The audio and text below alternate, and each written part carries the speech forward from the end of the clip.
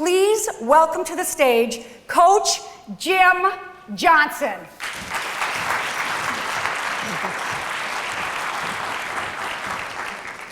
How many here have a BHAG? You're asking, what's a BHAG? A big, hairy, audacious goal. In other words, a really big dream. How many have a big dream? Because it's my job to inspire you to think bigger today. And in one of my keynotes, I talk about how to make your dreams come true. And one of the keys I talk about is perseverance, or that never give up mindset. The year was 1984, and one of my BHAGs came true. I became a varsity basketball coach at a school close to my hometown, and I was excited. I thought I knew everything about coaching basketball, and I was going to lead this team that wasn't very good from the the outhouse to the penthouse. And then what happened is we were 1-1. I said, okay, I got this. Then with my great coaching acumen, I led that team to 17 consecutive losses. And then I left that job because I didn't like what the administration had to say to me. Of course, what they said to me is, you're fired. It was a very humbling experience, but it ended up being a blessing because I realized I had to understand perseverance as an adult. And there, I got a nice break. I got a call from a local college coach who was a very good coach, and he took me under his wing for a year. But one of my other keys is passion. And my passion was to get back in the high school game. I was very fortunate after working a year in college to go back and be a varsity coach. But after 7 years, I didn't quite have it figured out. In fact, my record was something like 40 games under 500, which isn't so good. But then I got an epiphany. If I was going to become a better coach, I had to study leadership. And I dove into all kinds of books. And one of the first books I read was The 7 Habits of Highly Effective People by Dr. Stephen Covey. Has anybody read that book? Outstanding book. And Dr. Covey, one of his habits, he talks about begin with the end in mind. And he shares in that everyone should have their own personal mission statement. And the question they asked was, why were you put on this earth? And I'm thinking, I'm in my early 30s. I have no clue why I should be on this earth. But that book, it changed my life because I started to think about why I'm on this earth. And then I started to write it down. And now I'm very clear about my personal mission. It's to be an outstanding role model that makes a positive difference in the world by helping others make their dreams come true. And when I was clear about my mission, the why, because I also do keys on leadership in another keynote, then my team started to have much more success. And we started to have winning records. But then I got another stumbling block in my life.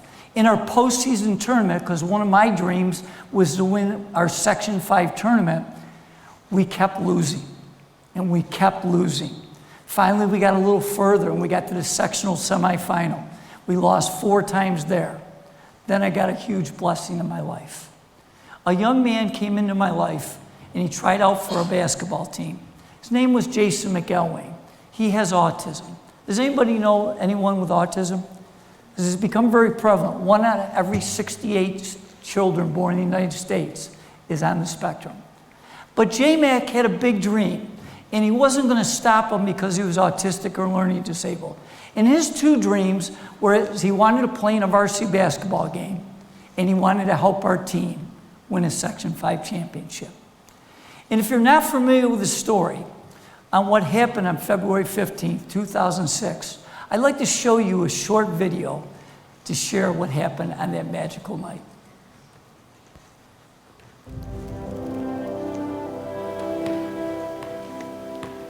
What we all want in life is a shot. But what we do with it, that's the story we all want to tell. You know, I've coached for 25 years, and I've never experienced that, the emotional high of what happened. What happened for Jason McElwain, or J-Mac as his friends call him, is about more than a shot. Diagnosed with autism at 2 years old, now identified as highly functioning, he's never considered himself different or separate, especially when it comes to sports. Sports has always been, how could I say, his equalizer. He's just like any of the other kids out there. It's not really a big deal at all. I'm just normal like other people. That's the way I am. At 5'6", J-Mac didn't make the junior varsity basketball team at his high school, Greece Athena, near Rochester, New York. Instead, he became team manager, a role he now has for the varsity as a senior. In the last 3 years, in his white shirt and black tie, he's missed only one game. We go to practice, I set up the clock and get the water in games and be enthusiastic. As this season was wrapping up, Coach Johnson approached Jason with an idea about the Trojans' final home game of the season. I said, you know, I'm really going to look to try to get you in the game, but remember, I can't promise you that. And he goes, okay, Coach. February 15th, Greece Athena against Spencerport, senior night. With word out that Jason might play, the student section printed signs of J-Mac's face, just in case. And with 4:19 left in the game, with the Trojans up by 20, Coach called down to the end of the bench for number 52. I just kind of turned and pointed at him, and he almost ran right on the court. He was so excited. Hey Jay, you gotta check in. So he hits the buzzer, and he doesn't go anywhere. It's like, now you go on the court. You know, he was so caught up in the moment. He came into the game, they all stood up and they put the signs, you know, the pictures of him up, and I got really emotional. And I sat down and started crying. With 3:46 left, Jason got the ball. When he missed that first three, I was like, oh, and then it airball, and I was like, man, I really just want to see him score one time. I put my head in my hands, like, dear God, please, just get him a basket. Then, with 3:12 left, another chance. That third trip down the court, magic.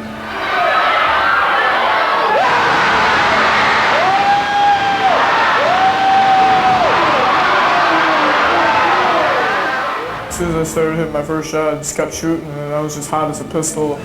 Shot after shot after shot kept going in. The basket was like this big, huge bucket, and I was shooting like they were free throws. It was just a big, huge bucket that's like huge. You know, I was like, oh my God, is this really happening? He has more points than me, so he's got bragging rights over me. He was unstoppable for that moment in time. He was unstoppable. He comes down the court right at the end with like 3 seconds left, and he hits this one that's, you know, probably like an NBA three. As soon as the gun ended, they stormed the court. You know? I couldn't, you know, I just couldn't dream anything like that. It felt like we won a championship. Yeah, everyone was just so happy for me. In that 4 minutes, 19 seconds, Jason was 7 for 13, 6 of 10 from three-point range, 20 points in all.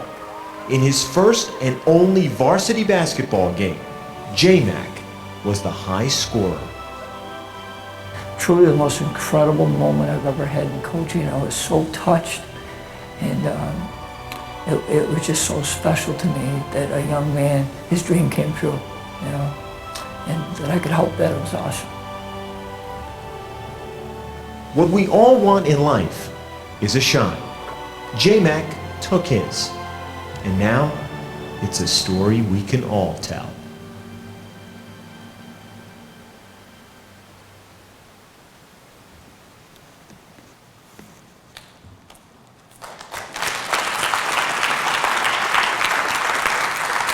Thank you.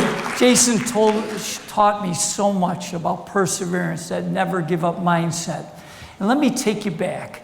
I'm usually a pretty macho guy, but on that night, senior night, really touched me, but it touched me more because when Jason got in the game, our student body gave him a standing ovation, because I talk about teamwork, and I was so touched. But what Jason and I didn't know is one of our parents made all these placards of his face, and they stood up with the placards, and I got so overwhelmed with emotion. I sat down and started to cry. I saw a few tears come out of you. I've seen that video 500 times or more, and I still cried today. It very touched me. Well, then Jason got in the game. The first time he touched the ball, he's in the right corner behind the three-point line. He lets it go. The crowd stands with anticipation. It misses by like 10 feet. Now, I know you're not supposed to pray in the public schools. But I was praying, dear God, please help him get one basket. The next possession, he gets a much shorter shot, which you did see on the video. And I got to add a little drama because it might be a movie someday. He shoots it. It hits the backboard, it hits the rim, and it falls off. The crowd groans. I'm thinking he's getting closer. Third possession, he lets a three-pointer go from the right wing. This time, it rattles home. The place explodes. In our community, we have about 100,000 people, and it sounded like 100,000 people were there. It was pure bedlam, and I'm thinking to myself, God must be a basketball fan. Not only has J-Mac scored, he's got a three-pointer. It can't get any better than this. Well, what happened was J-Mac turned into his boyhood idol, Kobe Bryant. And he starts making three after three, and the place is going crazier and crazier. And I got to take you through the last 5 seconds, but I need a little audience participation. Our opponent scores. Our player takes the ball out of bounds, and he throws it, instead of our point guard, he throws it right to J-Mac. So I'm going to dribble down. If you can help me count down from 5. Ready? 5, 4, 3, 2. Now, I'm thinking to myself, Jason's going to go all the way and make a layup. Oh, no. He pulls up like 3 feet behind the arc. I'm going, Jason, don't shoot from there. It's too far. He lets go of this rainbow. Swish. I look over, the student body runs on the floor. Our players run on the floor. I'm thinking, oh, my gosh, I'm living the movie Rudy. This is incredible. Then our players put Jason up on his shoulders. And I have no idea at this point how many points he has.